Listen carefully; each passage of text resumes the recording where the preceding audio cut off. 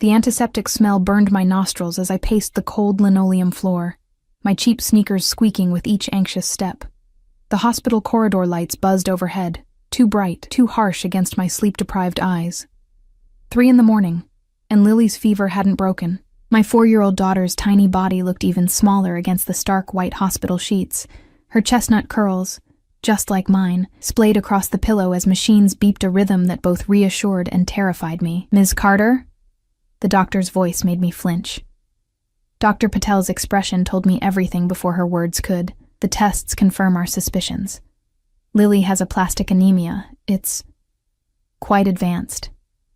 The room tilted. I gripped the plastic chair beside me, knuckles white. What does that mean? Is she going to be okay? Her bone marrow isn't producing enough new blood cells. She needs a transplant, and soon. Dr. Patel's gentle voice couldn't soften the blow. We'll need to test you immediately as a potential donor. Do you have any other family members who could be tested?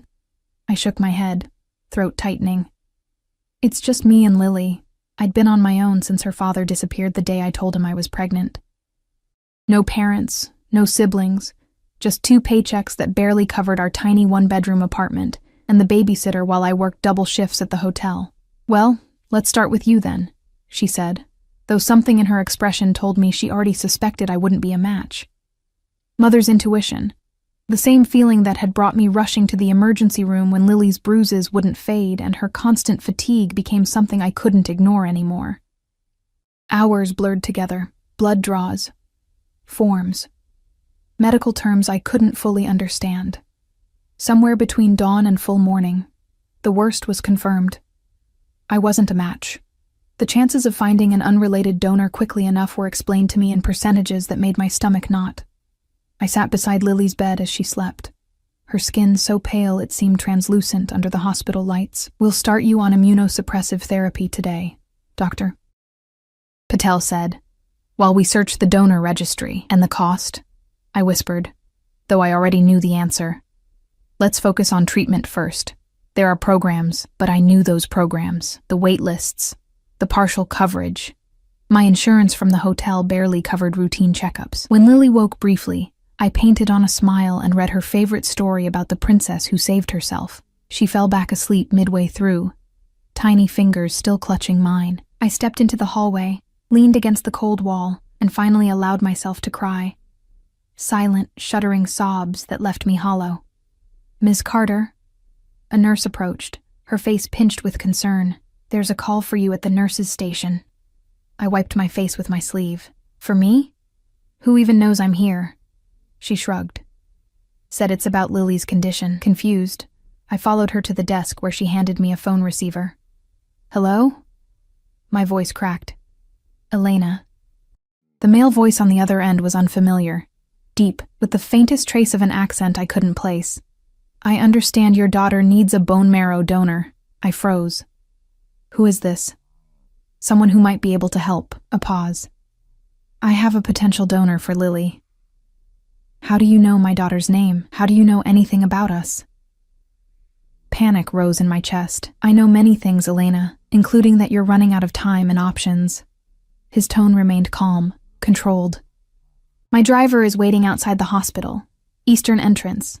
Black Bentley. He'll bring you somewhere we can talk. I'm not going anywhere with a stranger. My daughter is sick." "Your daughter has aplastic anemia. She needs a bone marrow transplant within weeks, not months, and you're not a match." His voice hardened slightly. "I wouldn't waste time asking how I know.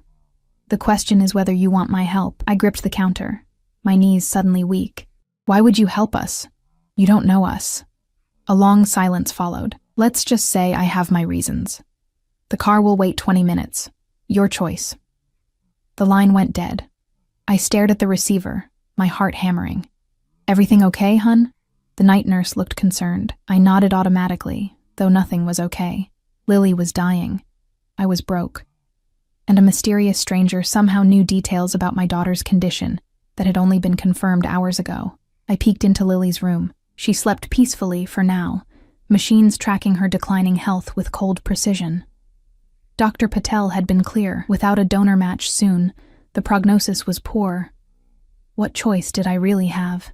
15 minutes later, I'd spoken to the nurses, promising to be back before Lily woke. The eastern entrance was deserted at this hour, save for a gleaming black Bentley idling at the curb. As I approached, a mountain of a man in a tailored black suit emerged from the driver's seat. Without a word, he opened the rear door. The interior smelled of expensive leather. I slid in, clutching my threadbare purse to my chest, suddenly aware of my unwashed hair and the coffee stains on my jeans. "Ms. Carter." The driver nodded in the rearview mirror as he pulled away. "Where are we going?" I asked, trying to keep my voice steady. "Not far." We drove in silence through the sleeping city, moving from the hospital district to downtown, then into the exclusive neighborhood I'd only seen from a distance, where the houses sat behind gates and walls. The Bentley finally turned into a private drive, stopping before an imposing stone mansion with softly lit windows despite the hour. The driver opened my door. "Inside, he's waiting." I followed a stone path to massive double doors that swung open before I could knock. A slim woman with a severe expression gestured me inside. "This way." The entryway alone was bigger than my entire apartment, all marble and crystal under soaring ceilings.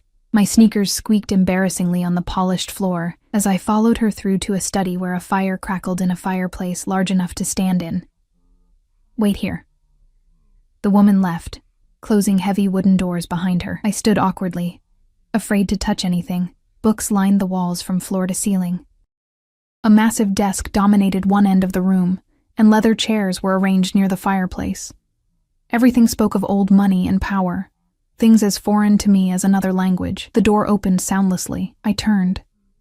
He entered like he owned the air itself, which, in this house, I supposed he did.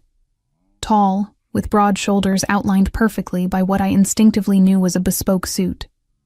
Dark hair, the kind of thick black that absorbs light rather than reflects it, swept back from a face that belonged in a Renaissance painting. Late 30s, perhaps. He moved with the easy confidence of someone who never questioned his place in the world. But it was his eyes that froze me in place, dark, intelligent, and utterly unreadable as they assessed me. Elena Carter. My name in his voice wasn't a question. "Sit." I remained standing. "Who are you?" A barely perceptible smile touched his lips. "Cautious." "Good." He moved to a sideboard, pouring amber liquid into 2 crystal glasses. "My name is Alexander Vega." The name meant nothing to me. "You said something about a donor for my daughter." I wasn't interested in pleasantries. "How would you know anything about that?" He gestured to the chairs. "Please, sit. You look dead on your feet." Reluctantly, I sank into the leather chair. It was obscenely comfortable after hours of hospital plastic. He handed me a glass I didn't want but took anyway, then sat opposite me, one ankle resting casually on his knee. "I have connections at Memorial. When your daughter was diagnosed, I was informed." "Why would anyone inform you about my daughter?" He took a sip of his drink, studying me over the rim. "I make it my business to know what happens in this city." A chill ran through me. I'd heard whispers from the other maids at the hotel about men who controlled things from the shadows. Men you didn't cross. "You still haven't said why you care." Alexander set his glass down. "Your daughter needs a donor. I have access to someone who's a match." My heart stuttered. "How could you possibly know that? The doctors just ran the tests. I have resources." His gaze remained steady. "The donor is already being prepared. The procedure can happen within days." Hope, dangerous, desperate hope, flared in my chest. Then suspicion doused it. "Why would you do this? What do you want?" Smart question. He leaned forward, elbows on knees. Up close I could smell his cologne, something expensive and subtle. "What I want is simple, Elena. Your time." "My time?" "Your daughter receives the transplant. The finest care. All expenses covered." His voice was matter-of-fact. "In exchange, you come work for me." I nearly laughed. "Work for you? Doing what?" "I clean hotel rooms." "Not anymore." His eyes never left mine. "You'll live here, in the East Wing. Your daughter, too, once she's recovered. You'll attend certain events with me. Be seen. Nothing inappropriate." Understanding dawned slowly. "You want a fake girlfriend?" A shadow crossed his face. "I want a companion who isn't after my money or connections. Someone genuine." "Why me?" The question escaped before I could stop it. Something flickered in his eyes. Let's say you remind me of someone. I set the untouched drink aside. This is insane. I don't know you. You could be anyone. True. He reached for a folder on the side table and handed it to me. These are your daughter's medical records, including tissue typing. And these, he pointed to another page, are the donor's results. A perfect match. I stared at the papers, medical terms swimming before my eyes. How did you get these? As I said, I have resources. He stood, buttoning his jacket in one fluid motion. The donor is my cousin. He's willing, but there's a condition. You, I realized. Alexander nodded. Me, or more specifically, my wishes. I've been looking for someone like you for some time, Elena. This situation is convenient. Convenient? Anger flashed through me. My daughter is dying, and I'm offering to save her. His voice remained calm. Consider it a mutually beneficial arrangement. I stood, clutching the folder. Then you leave with my best wishes and return to the hospital to wait for the donor registry. His expression hardened slightly. Though with Lily's blood type and ethnic background, the odds aren't in your favor. The truth of his words hit like a physical blow. I'd seen the doctor's face, heard the carefully worded cautions about managing expectations. How long? I asked, hating how small my voice sounded. How long would I have to stay? 1 year. He moved closer, and I fought the urge to step back. Your daughter receives the transplant regardless. I'm not a monster, Elena, but you stay for 1 full year. And then what? Then you're both free to go, with a generous severance. I thought of our apartment with its leaking ceiling and secondhand furniture. Of working double shifts while still barely making rent. Of Lily's face, growing paler each day. I need to think about this. He nodded, reaching into his pocket and extracting a business card. You have until noon tomorrow. After that, my cousin leaves the country for work.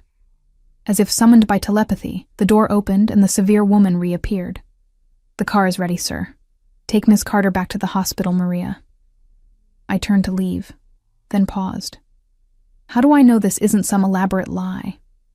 Alexander's expression didn't change. Call the number on the card when you decide. If it's yes, the donor will be at Memorial by evening. If it's no, well... He picked up his glass again. I suppose you'll have your answer then. Dawn was breaking as the Bentley delivered me back to the hospital. I sat beside Lily's bed, watching her chest rise and fall, the folder from Alexander clutched in my hands. I'd seen enough medical forms in the past 24 hours to recognize real ones. A perfect match. A life for my daughter. All it would cost was a year of mine. At 11:58 a.m., I called the number. He answered on the first ring, as though he'd been waiting with the phone in hand. Yes, I said, without preamble. But I have conditions of my own. There was a pause. Then what might have been a chuckle. I'm listening. I keep my job at the hotel, part-time. Unacceptable. It's non-negotiable. I surprised myself with my firmness. I need something that's mine. Something normal. Another pause. 2 days per week. Maximum. And Lily stays with me, always. She's not some accessory to be hidden away when inconvenient. Of course. He sounded almost offended. I would expect nothing less. I took a deep breath. Then we have a deal. Excellent. His tone warmed slightly. The donor will arrive at Memorial within the hour. I'll send Maria with papers for you to sign. Alexander? I said, before he could hang up. Yes? If you betray us, if this is some kind of trick, you should know I'll do whatever it takes to protect my daughter. Whatever it takes. This time, I was certain. He laughed, a rich sound that sent an unexpected shiver down my spine. Elena Carter, he said. I'm counting on it. I hung up, staring at Lily's sleeping face, wondering what devil's bargain I'd just made. And with whom. The next 48 hours passed in a blur of medical jargon, consent forms, and the constant beeping of hospital monitors. True to Alexander's word, the donor, a slender, serious man who looked vaguely related to him, arrived at Memorial within the hour after my call. He nodded politely when we were introduced, but said little. I couldn't decide if his silence was respect or disdain for the woman who'd made a deal with his powerful cousin. Dr. Patel couldn't hide her shock at our sudden stroke of luck. A perfect match appearing out of nowhere is unusual, she said, eyeing me carefully as we stood in the hallway outside Lily's room, especially one willing to donate immediately. I focused on the clipboard in my hands. I reached out to some distant relatives. She didn't believe me, I could tell. But the match was real, the paperwork impeccable. When medicine has what it needs, questions about providence become secondary. The transplant procedure was scheduled for the following morning. I spent that night curled uncomfortably in the chair beside Lily's bed, watching her sleep, wondering if I'd sold us into some elegant form of captivity or saved her life. Perhaps both. "Mommy?" Lily's voice, raspy from sleep, pulled me from an uneasy doze just before dawn. I leaned forward, brushing hair from her forehead. "I'm here, sweetheart." Her small face was serious in the dim light. "The nurse said I'm getting new blood today." Something like that. I tried to smile. "Special cells that will help you make your own healthy blood again." She considered this with the gravity only a 4-year-old can muster. "Will it hurt?" "You'll be sleeping, honey. When you wake up, it'll already be done." "And then I'll be all better?" My throat tightened. "Not right away. It takes time. But yes, then you'll be better." She nodded, accepting this with a child's faith. "Can we go home after?" Home. Our cramped apartment suddenly seemed like paradise compared to what waited at Alexander's mansion. "Not right away," I said carefully. "We're going to stay somewhere else for a while. Somewhere nice, where people will help take care of you while you get better. Like a hotel? Even fancier than the hotel where Mommy works." She smiled, revealing the gap where she'd lost her first tooth just weeks ago. "Will you still tell me stories?"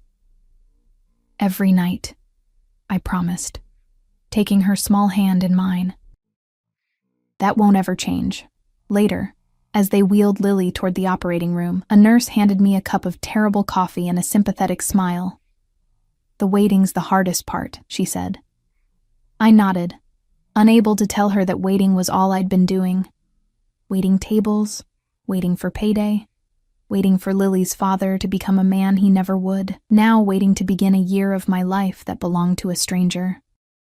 I was still in the waiting room, staring blankly at a muted TV, when I felt someone sit beside me. The subtle scent of expensive cologne registered before I turned to see Alexander Vega, looking impossibly put together in a charcoal suit despite the early hour. "The procedure is going well," he said without preamble. I straightened, suddenly self-conscious of my rumpled clothes and unwashed hair. "How do you know that?" "I have someone in the operating room." At my alarmed look, he added, "An anesthesiologist I trust. He's monitoring everything." Of course he had someone. Alexander Vega seemed to have someone everywhere. "You didn't need to come," I said, unsure whether I was annoyed or relieved by his presence. "I wanted to see how you were holding up." His dark eyes studied my face. "You haven't slept." It wasn't a question. "Would you? If it were your child?" Something flickered in his expression. So quickly I might have imagined it. "No," he said quietly. "I wouldn't." We sat in silence for several minutes, the distance between our worlds making small talk impossible. Finally, he reached inside his jacket and withdrew an envelope. "These are key cards to the East Wing and the main house. Security codes. Some information you'll need." He placed them on the seat between us. "Maria has prepared rooms for both of you. The wing has its own kitchen, though meals are provided in the main dining room if you prefer." I didn't touch the envelope. "Lily will need to stay in the hospital for at least 2 weeks after the transplant. The recovery period has been arranged to continue at home under private medical supervision." His tone brooked no argument. "Dr. Patel has agreed to oversee her care. A recovery room has been prepared with all necessary equipment." I stared at him. "You can't just remove a child from hospital care." "I can provide better care." Again, that hint of offense. "A private nurse. Round-the-clock monitoring, no exposure to hospital infections. Dr. Patel will visit daily." "Did you threaten her?" The words escaped before I could stop them. Alexander's jaw tightened. I don't threaten doctors, Elena. I pay them, handsomely, for their exclusive attention. Before I could respond, the doors opened and Dr. Patel appeared, surgical mask pulled down around her neck. Ms. Carter? The procedure went smoothly. Lily's in recovery now. I stood, relief making me lightheaded. Can I see her? In about 20 minutes, her gaze shifted to Alexander, who had risen beside me. Mr. Vega, I didn't expect to see you here, Doctor. He nodded slightly. She turned back to me with a practiced smile that didn't quite reach her eyes. We've discussed the home care option. While unusual, the facilities Mr. Vega has prepared exceed our standard recommendations for post-transplant care. I looked between them, understanding that whatever strings Alexander had pulled, they reached further than I'd imagined. I'll see you in recovery, Dr. Patel said, and with another glance at Alexander, disappeared through the doors. What did you do? I asked when we were alone again. Funded a new pediatric research wing. He straightened his already perfect cuffs. Memorial has been trying to secure financing for years, in exchange for letting Lily go. In exchange for allowing her to receive superior private care. He met my gaze directly. The recovery period is crucial, Elena. Would you prefer she spend it in a hospital where nurses are overworked and infections common, or in a controlled environment with dedicated care? Put that way, there was no argument. Still, the speed and extent of his control over the situation left me uneasy. What exactly had I agreed to? I need to see my daughter, I said finally. He nodded, reaching for his phone. My car will be waiting when she's cleared for transport. The nurse and medical equipment are already en route to the house. As he turned to leave, I found my voice again. Alexander? He paused. Thank you. For the donor. Whatever else happens, thank you for that. His expression softened almost imperceptibly. Get some rest, Elena. You start your new life tomorrow. 3 days later, Lily and I were installed in the east wing of Alexander's mansion. True to his word, a recovery room had been transformed into a medical suite that would make most hospitals envious. Lily, still weak but improving daily, was delighted by the enormous windows overlooking gardens and the tablet loaded with every children's movie and game imaginable.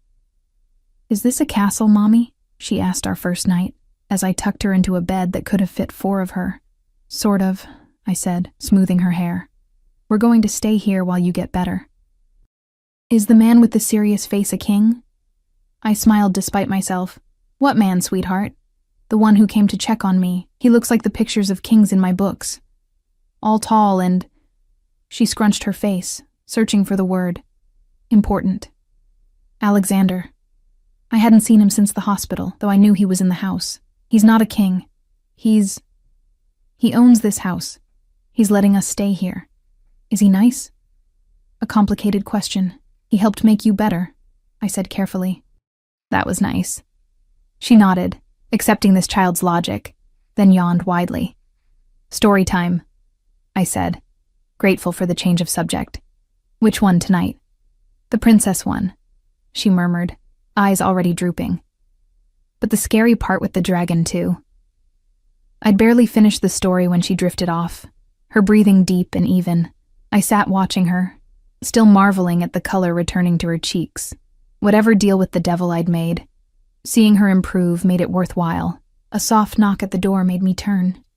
Maria, Alexander's severe-looking housekeeper, stood in the doorway.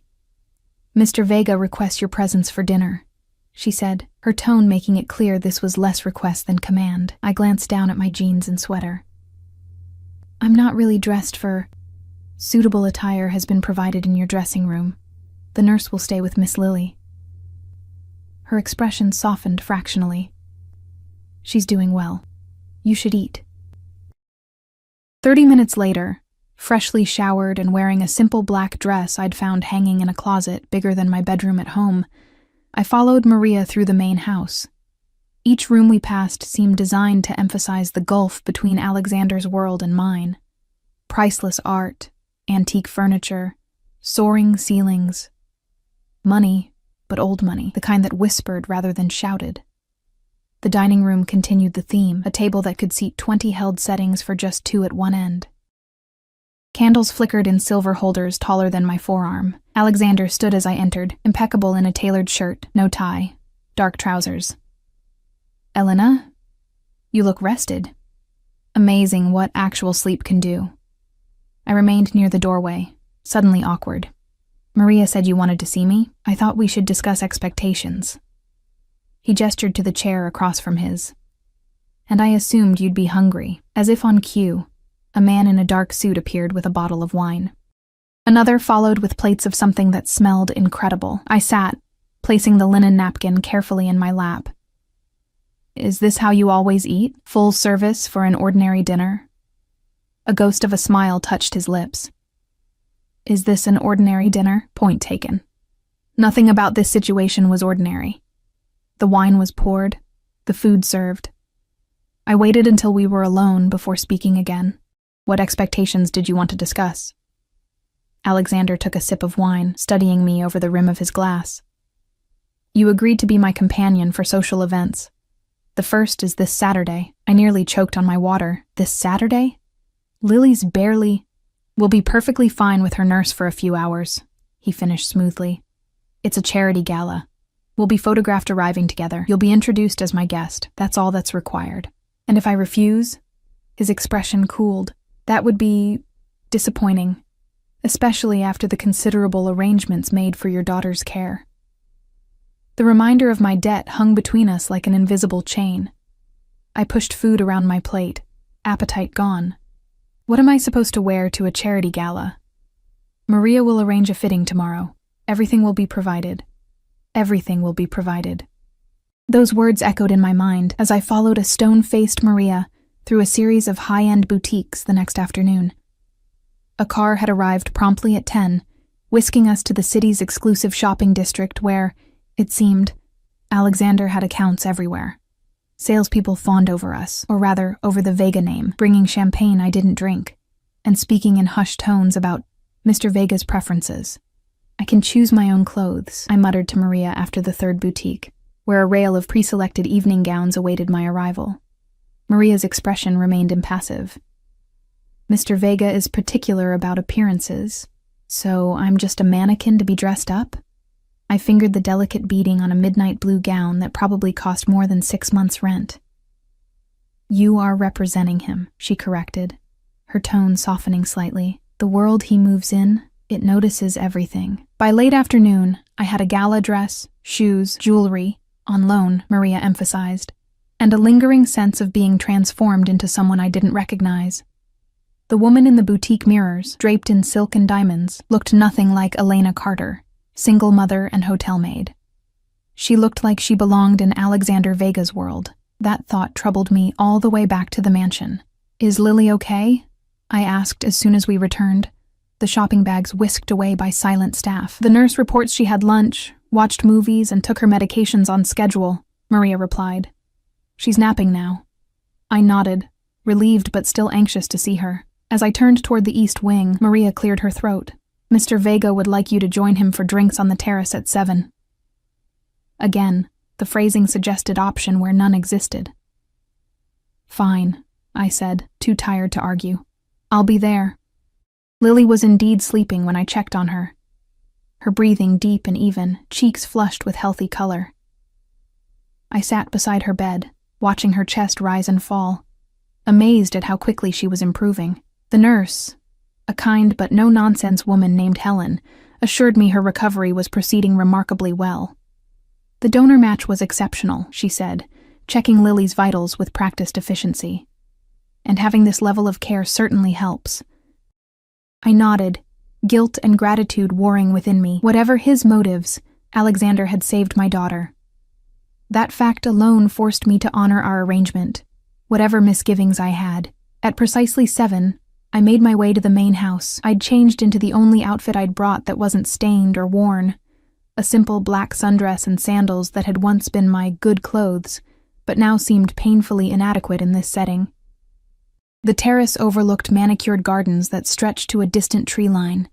The evening was warm, golden sunlight slanting across stone balustrades, and highlighting the glass tables where Alexander stood with his back to me, phone pressed to his ear. He spoke rapidly in what sounded like Italian, his voice low and controlled, but with an undercurrent of tension. I hesitated at the threshold, unwilling to interrupt. He must have sensed my presence, though, turning slightly to acknowledge me with a nod before finishing his call. "È fatto. Non discuterò più." He ended the call abruptly, slipping the phone into his pocket before turning to me fully. "Elena." He gestured to the seating area where a bottle of wine and glasses waited. "How was your shopping experience?" "Expensive," I said, taking the seat farthest from him. A smile ghosted across his face as he poured wine into 2 glasses. "Worth every penny, I'm sure." I accepted the glass, but didn't drink. "Why am I really here, Alexander?" He raised an eyebrow. We discussed the terms. My companion for social events. "There are escort services for that sort of thing." His expression hardened. "That's not what this is." "Then what is it?" I leaned forward. "Why me? Why not someone who actually belongs in your world?" Alexander studied me for a long moment, then set his glass down. "Perhaps because I'm tired of people from my world, as you put it." "What does that mean?" "It means every woman I meet has an agenda." He spoke matter-of-factly. "They want my money, my connections, or the status of being with someone like me. They research me before we meet. They know exactly what to say, what to wear, how to act." "And I don't?" I couldn't keep the skepticism from my voice. "You looked me in the eye and threatened me," he said, something like admiration coloring his tone. "Even after I offered to save your daughter, that interested me. I remembered our phone call, my desperate bravado. I was just trying to protect Lily." "Exactly." He leaned back, dark eyes assessing me. "You weren't trying to impress or manipulate me. Your priority was your child, not me." "That's refreshing." I sipped the wine, considering his words. "So I'm here because I don't care about being here? You're here because you're authentic." Real, a shadow crossed his features. I had enough fakeness in my childhood to last several lifetimes. Something in his tone suggested depths I hadn't expected. Before I could pursue it, he continued. "The gala on Saturday benefits children's medical research. The foundation was established by my mother before she died." His voice was carefully neutral. "It's important to me. I need someone beside me who won't embarrass me or try to leverage the connections there." "And you think that's me? I don't know which fork to use for salad." "You'll learn." He stood, moving to the balustrade to look out over the gardens. The rest, the authenticity, can't be taught. I watched him, this enigmatic man who'd upended my life, wondering what experiences had shaped him. What made someone with his power and wealth seek out someone like me? "Is Lily's father in the picture?" The question came abruptly, though his tone suggested he already knew the answer. "No." I set my glass down harder than intended. He disappeared as soon as I told him I was pregnant. Alexander turned, his expression darkening. "His name?" "Why? Planning to hunt him down?" "Perhaps." Something in his voice made me believe him. "It doesn't matter. Lily and I have managed fine without him." Until she got sick. The brutal truth of those words stung. "Yes. Until then." He moved back to his seat, closer to me this time. "Tell me about him." "There's not much to tell." Mark worked at the same hotel when I first started. He was charming, attentive. I shrugged, the pain long dulled to a familiar ache. When I got pregnant, he said he needed time to think. His thinking apparently involved emptying our shared account and leaving town. "He stole from you?" Alexander's voice had taken on a dangerous edge. "It was years ago." "That's not an answer." I met his gaze directly. "Yes, he stole from me. About $4,000. Our entire savings. I was 22, pregnant, and suddenly homeless. Happy? No." His jaw tightened. Men who abandon their children deserve particular consequences. Something in his expression made me shiver. "It's in the past." "Perhaps." He didn't sound convinced. We sat in silence for a moment, the setting sun casting long shadows across the terrace. Finally, I asked the question that had been nagging at me. "The donor, Your cousin. Why was he willing to help? Alexander's expression shuddered. Family obligations. That's all? In my family, when I ask for something, it's provided. His tone left no room for further discussion. How is Lily recovering? I allowed the change of subject. Better than expected. The nurse says she might be able to move around more tomorrow. Good. He nodded, seeming genuinely pleased. The gardens are pleasant for a child. Security has been instructed to ensure you both have privacy while outside. The reminder of the security surrounding us, both protection and subtle imprisonment, dampened the momentary connection I'd felt. The staff are talking, you know, I said suddenly. About why I'm here. Alexander seemed unsurprised. People always talk. They think I'm your mistress, and that bothers you? Shouldn't it? I challenged. I have a daughter who asks questions. He considered this. Tell them, and Lily, whatever makes you comfortable, that you're a guest, a friend. The arrangement is between us, Elena. Before I could respond, his phone buzzed. He glanced at it, his expression hardening. I need to take this. He stood, already moving away. Maria will show you the dress options for Saturday. Choose whichever you prefer. And just like that, I was dismissed. The brief window into Alexander Vega closing as abruptly as it had opened. Saturday arrived with military precision. A hairstylist and makeup artist appeared in my rooms at noon. The gown, a deep emerald silk that flowed like water, was delivered pressed and perfect. Jewelry followed, emeralds and diamonds that made me afraid to move. These can't be real, I whispered as Maria fastened the necklace. Mr. Vega doesn't do imitations, she replied simply. By 7, I stood in the mansion's grand foyer, feeling like an imposter in someone else's life. The woman in the mirror was unrecognizable, elegant, polished, adorned in finery worth more than I'd earn in a decade. Lily had gasped when she saw me. You look like a princess, Mommy. I'd twirled for her, making her giggle, before kissing her goodnight and extracting a promise to behave for the nurse. Even that small separation made my stomach knot with anxiety. Footsteps on the marble floor made me turn. Alexander descended the grand staircase, the picture of masculine elegance in a tailored tuxedo. He paused when he saw me, something flickering in his dark eyes. The emerald was the right choice, he said, approaching slowly. You look stunning. I look like someone else, I replied honestly. No. He reached me, adjusting the drape of my wrap with practiced hands. You look like yourself, just without the weight of the world on your shoulders for once. The observation was uncomfortably perceptive. Before I could respond, he offered his arm. The car is waiting. Remember, tonight you're simply my guest. Nothing more is expected. The drive into the city passed in relative silence. I stared out the window, trying to calm my nerves, very aware of the powerful man beside me. Only when the car slowed near a brilliantly lit hotel did Alexander speak again. One thing I should mention. His voice was casual, too casual. My former fiancée will likely be there tonight, Sophia Ricci. I turned to him, surprised. You were engaged? Briefly. It ended 6 months ago. His tone was neutral, but I detected something underneath. Anger, pain. She'll almost certainly approach us. She may say things designed to unsettle you. Why? Because that's who she is. The set of his jaw told me there was more to the story. Just be aware. The car stopped at the entrance, where photographers clustered near a red carpet. My heart rate doubled. You didn't mention press, I hissed. Local society pages. Nothing significant. He straightened his already perfect cuffs.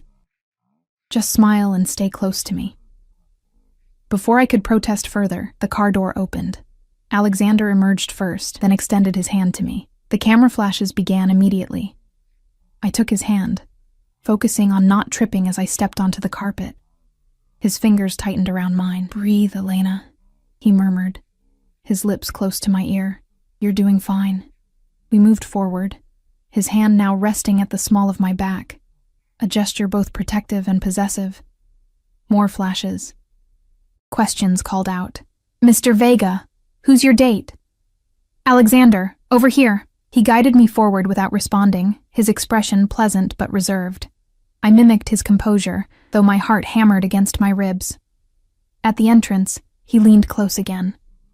"First test passed," he said, his breath warm against my skin.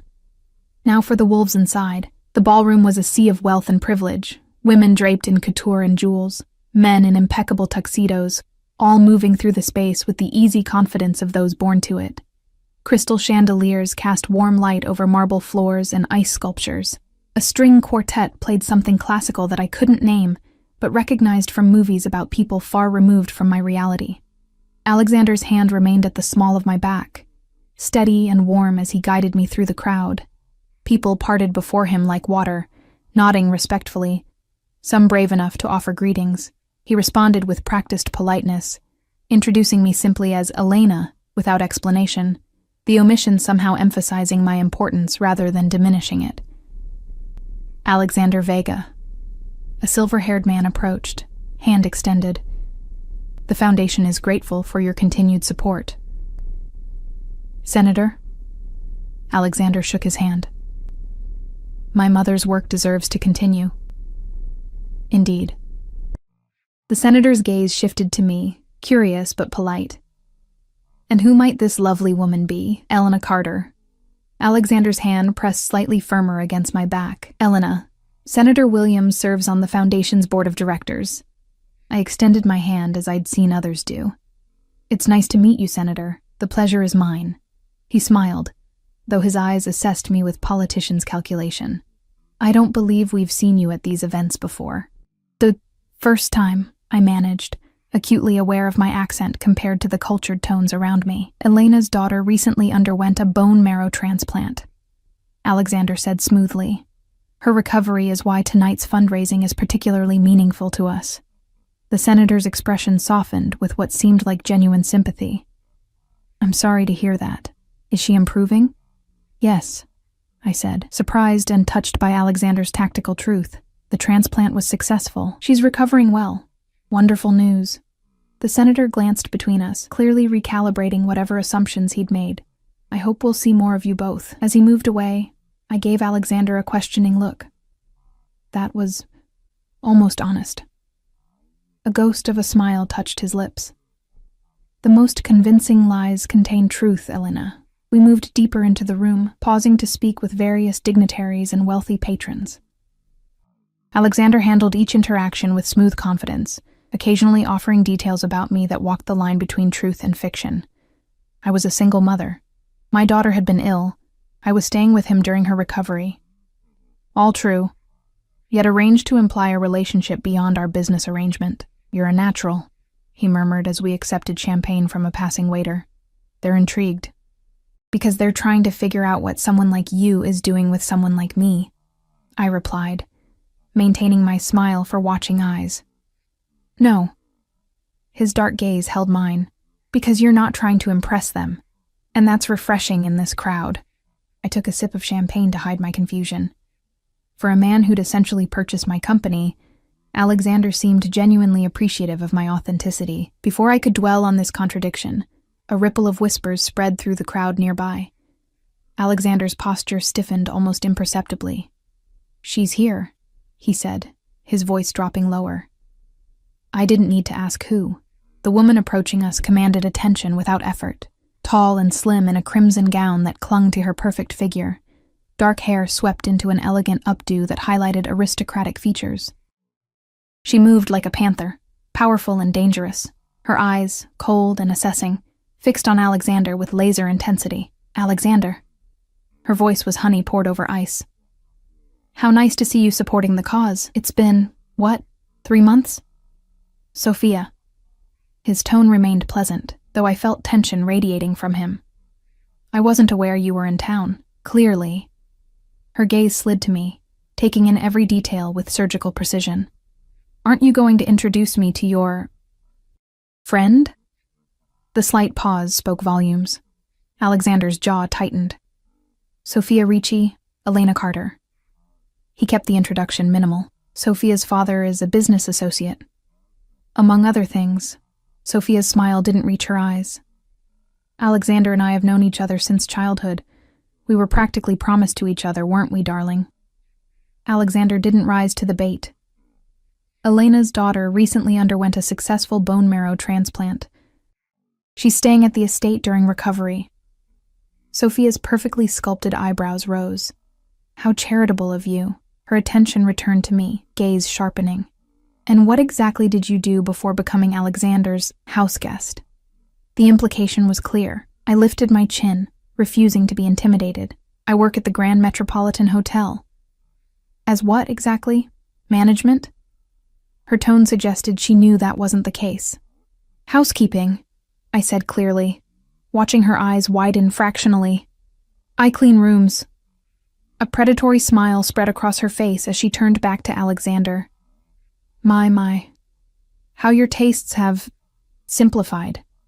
Alexander's expression remained impassive, but I felt his hand at my back tense. Elena has more integrity in one day than most people in this room demonstrate in a lifetime, present company included. Sophia's smile faltered, always the knight in shining armor. She leaned closer, lowering her voice. Tell me, does she know why you really brought her here? About your little problem? I think we've exchanged enough pleasantries, Alexander said coolly. Enjoy your evening, Sophia. He guided me away, his hand now firmly at my waist. I could feel the tension in his body, controlled but unmistakable. What did she mean? I asked quietly when we were out of earshot. About why you brought me here. Sophia specializes in creating drama. His voice was tight. It's best to ignore her. She seemed pretty confident that there's something I don't know. Alexander stopped, turning to face me. There are many things you don't know about me, Elena. Just as there are many things I don't know about you. That's the nature of our arrangement. His evasion only heightened my curiosity, but before I could press further, a chime announced dinner. Alexander offered his arm. Shall we? I took it, aware of eyes following us, especially Sophia's burning gaze from across the room. Dinner was an elaborate multi-course affair at tables adorned with floral arrangements that probably cost more than my monthly rent. Alexander and I were seated at a prominent table near the front, alongside the senator and other foundation board members. I followed Alexander's lead on which fork to use, grateful that my mother had at least instilled basic table manners in me before she died. Throughout the meal, Alexander was attentive, refilling my water glass, explaining dishes in discreet murmurs, his hand occasionally brushing mine when reaching for his wine. To any observer, we appeared to be a couple, comfortable, intimate, connected. His performance was flawless, yet I caught him watching Sophia more than once, his expression unreadable. She held court at a table across the room, laughing too loudly, touching the arm of a handsome man beside her whenever Alexander glanced their way. The theater of former lovers, each pretending indifference while hyper-aware of the other. After dinner came speeches about the Foundation's work. Alexander was called to the podium, his presence commanding immediate silence from the crowd. He spoke eloquently about his mother's vision, the children helped by the Foundation, the ongoing need for research funding. In that moment, he seemed genuinely passionate, not the calculating businessman I'd come to know. My mother believed that every child deserves a fighting chance, he said, his voice carrying through the hushed room. No parent should have to choose between treatment for their child and financial ruin. Our eyes met across the room, and something passed between us, an acknowledgement of the irony. He had saved Lily, yes, but at a price. A different kind of debt. When he returned to our table, applause still echoing, I leaned closer. You really care about this, don't you? My mother died of leukemia when I was 14, he said quietly, after watching her fight for 2 years. So yes, I care. The revelation stunned me. It was the most personal thing he'd shared, offered without calculation or apparent motive. Before I could respond, the orchestra began playing, signaling the start of dancing. Alexander stood, offering his hand. Shall we? I don't know how to dance, I admitted. Not like this. Just follow my lead. He guided me onto the dance floor where other couples were already moving to a waltz. His hand settled at my waist, the other taking mine. He drew me closer than strictly necessary. Relax, he murmured as we began to move. Dancing is just walking with rhythm. Under his guidance, I found myself gliding across the floor with surprising ease. He was an excellent lead, anticipating my movements before I made them, his body guiding mine with subtle pressure. "Everyone's watching us," I whispered, catching glimpses of curious faces as we turned. "Let them watch." His eyes never left mine. "You're the most interesting woman in the room." "Because I'm with you." "No." His hand tightened slightly at my waist. "Because you're the only one here who doesn't care about being here." As the music continued, I found myself relaxing into his hold, the rhythm becoming natural, almost hypnotic. The lights, the music, the champagne I'd consumed, it all created a dreamlike quality to the moment. "Why did you and Sophia end your engagement?" I asked, the question escaping before I could reconsider. His steps never faltered, but something darkened in his eyes. "She wasn't who I thought she was." "What does that mean?" Alexander was silent for several measures of music. I discovered she was feeding information about my business to a rival, using our relationship to access things she shouldn't have. "She was spying on you?" I couldn't hide my surprise. "Her father has connections to organizations I refuse to work with." His voice had cooled. "She was his perfect spy, placed in my life since childhood. I was blind to it until recently." The revelation cast his wariness in a new light. No wonder he valued my disinterest in his business affairs. "I'm sorry," I said simply. He looked genuinely surprised. "Why would you be sorry?" "Because betrayal hurts, no matter who you are." I thought of Lily's father, the smaller but still painful betrayal of his abandonment. Finding out someone isn't who you thought they were. It changes you. Something shifted in Alexander's expression. A softening around the eyes, a slight relaxation of his guarded posture. "Yes," he said quietly. "It does." The music ended, but he didn't release me immediately. We stood in the center of the dance floor, still connected, something unspoken passing between us. The moment was shattered by the deliberate clearing of a throat. We turned to find Sophia standing nearby, her crimson lips curved in a mocking smile. "May I cut in?" she asked, though it wasn't really a question. For old time's sake, Alexander's jaw tightened, but social protocol left him little choice. He turned to me. "Would you mind, Elena? Just one dance." "Of course not," I said, stepping back. I could use some fresh air anyway. I moved away before he could respond, needing space from the intensity of the moment we'd shared. As I glanced back, I saw Sophia step into Alexander's arms, her body pressing against his with familiar intimacy, her lips close to his ear as she whispered something that made his expression darken. I found my way to a terrace overlooking the hotel gardens, grateful for the cool night air against my flushed skin. Leaning against the stone balustrade, I tried to make sense of the contradictions that were Alexander Vega, cold businessman and passionate advocate, calculating manipulator and wounded son. And more confusing still, the unfamiliar warmth that had spread through me as we danced, his eyes never leaving mine. The night air carried the scent of roses from the gardens below, a welcome respite from the perfumed atmosphere of the ballroom. I breathed deeply, trying to clear my head of the confusing tangle of emotions the evening had stirred. The weight of the borrowed diamonds around my neck suddenly felt suffocating, a physical reminder of how far I was from my real life. Quite the Cinderella story, isn't it? I turned to find Sophia approaching, her crimson dress almost black in the dim light of the terrace.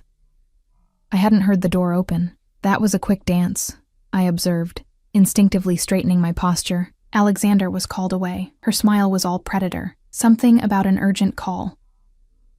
She moved beside me at the balustrade, close enough that I could smell her expensive perfume. For a moment, we both gazed out at the darkness in silence. "Do you know what fascinates me?" she finally said, her voice deceptively conversational. "How quickly he found you after our engagement ended." I kept my expression neutral. "I don't know what you mean." "Of course you don't." She laughed softly. "That's part of your charm, I suppose. This wide-eyed innocence." Her gaze raked over me. "Tell me, how much is he paying you? For you and your conveniently sick daughter?" My hands tightened on the stone railing. "My daughter almost died. There's nothing convenient about that." "Perhaps not." She tilted her head. "But it made you the perfect candidate. Desperate, grateful, malleable. Candidate for what, exactly?" Her perfectly shaped eyebrows rose. "You really don't know, do you?" She leaned closer. "Alexander needs a wife. Soon. It's a condition of his inheritance. I stared at her, certain she was lying. That's ridiculous. Is it? His grandfather's will was very specific. Full control of Vega Holdings transfers to Alexander when he turns 40, or when he marries, whichever comes first. Her smile turned cruel. He turns 40 in 3 months. Otherwise, control remains with the board of directors, a board that includes my father. The pieces clicked into place, his urgency in finding a companion, the public appearances, the elaborate show for the benefit of others. Why are you telling me this? Professional courtesy. She shrugged one elegant shoulder. One pawn to another. I'm not a pawn. Darling, we're all pawns in Alexander's world. I was simply smart enough to play my own game alongside his. Her expression hardened. But make no mistake. He will use you, marry you if necessary, then discard you once he has what he wants. My mind raced. Could she be right? Was I just a convenient solution to Alexander's inheritance problem? It would explain the strange arrangement, the rushed timeline. You don't know what you're talking about, I said, with more confidence than I felt. Don't I? Her laugh was brittle. I've known him since we were children. His father and mine built their empires together. She leaned closer, her voice dropping. Did he tell you how he got those scars on his back? I frowned, confused. What scars? So you haven't seen him without his shirt? Her smile was knowing. His father was a monster, a brilliant businessman, but a cruel man. Alexander took beatings meant for his younger brother for years. Her eyes narrowed. It taught him to endure pain, to compartmentalize, to use people without remorse. I thought of the brief glimpses of vulnerability I'd seen in him, his passion for the foundation, his quiet fury at Lily's father's abandonment, the softness in his eyes when he spoke of his mother. If you hated him so much, why agree to marry him? Business. She shrugged again. The same reason he agreed to marry me. At least until he discovered I had my own agenda. She examined her manicured nails. Men like Alexander can't stand being outplayed. The terrace door opened, spilling golden light across the stone. Alexander stood framed in the doorway, his expression thunderous as his gaze fixed on Sophia. I believe your date is looking for you, he said, his voice deceptively calm. Sophia straightened, unruffled. We were just having a lovely girl-to-girl chat, getting to know each other. I'm sure. His jaw was tight. Your father's waiting at your table. Something about leaving early. A flicker of unease crossed her perfect features. Always so serious, Alexander. She touched my arm lightly. Think about what I said, Elena. While you still have choices. She glided past him into the ballroom, the scent of her perfume lingering in her wake. Alexander watched her go, then turned to me, his expression unreadable in the half-light. Whatever she told you, is it true? I interrupted. About the inheritance? His silence was answer enough. So I'm just part of your plan to secure your fortune. The hurt in my voice surprised me. A convenient solution to your deadline problem. Alexander moved closer, his eyes never leaving mine. It's not that simple. Explain it to me then. I crossed my arms. Make me understand why you didn't tell me the real reason you needed a companion. He was quiet for a long moment, his gaze shifting to the darkness beyond the terrace. When he spoke, his voice was lower than usual, stripped of its usual controlled confidence. My grandfather built Vega Holdings from nothing. My father expanded it, but through methods my grandfather wouldn't have approved of. His profile was sharp against the night sky. Before he died, my grandfather added codicils to his will, safeguards to ensure the company wouldn't continue down my father's path. Marriage or turning 40, I said. That doesn't explain why you didn't tell me. Would you have believed me? A wealthy man claiming he needed to marry for his inheritance? His laugh was without humor. It sounds like a bad movie plot. So instead you crafted this elaborate charade, making me think you just needed arm candy for events. I needed someone real, Elena. He turned to face me fully. Someone who wouldn't be with me for the money or power. Someone who would make the board believe this was genuine, because Sophia betrayed you. The pieces continued falling into place. You couldn't trust anyone from your world, so you found someone desperate enough from outside it. A muscle in his jaw ticked. I found someone with integrity. Someone who would do anything for her child. Someone, he hesitated. Someone I could trust precisely because she had no interest in my world. And when your birthday passes, when you secure your inheritance, what happens to me and Lily then? You'll be taken care of. He stepped closer, generously, as we agreed. And if I walk away now, if I take Lily and leave tonight, his expression tightened. You won't. Because of our deal? Because Lily needs continued medical care. His voice was gentle but firm. Care I can provide better than any alternative available to you. The truth of his words stung. He had me trapped not by force or threats, but by my own desperate love for my daughter. This was never about me being authentic or refreshing, I said bitterly. It was about finding someone with no power to betray you. It started that way, he acknowledged, surprising me with his honesty. But it's become more complicated. Complicated how? He stepped closer, close enough that I could feel the heat of him in the cool night air. You fascinate me, Elena, your strength, your devotion to your daughter, the way you look at me like I'm just a man, not a Vega. His proximity was distracting, my body responding traitorously to his nearness. I stepped back, needing distance to think clearly. I want to go back to the house, I said. I need to check on Lily. Alexander nodded, not pushing further. I'll have the car brought around. The ride back to the mansion passed in tense silence. I stared out the window, turning Sophia's revelations and Alexander's partial confirmations over in my mind. The man beside me was still largely a mystery. Powerful, controlling, yet capable of genuine compassion. The man who had saved my daughter's life, but under terms that served his own interests first. As the car pulled through the mansion gates, Alexander finally spoke. I never intended to hurt you, Elena. But you were willing to use me, I replied, my voice tired rather than angry. We're using each other. His honesty was almost brutal. You need Lily's care. I need what you can provide. The difference is, I've been transparent about what I want from you. Except for the small detail about needing a wife. His mouth tightened. That wasn't part of our original arrangement. And now? He didn't answer immediately, his gaze fixed on the darkened mansion ahead. Now I'm asking you to consider it. My heart stuttered. You can't be serious. Deadly serious. He turned to face me. Marry me, Elena. For 1 year. Everything else remains the same.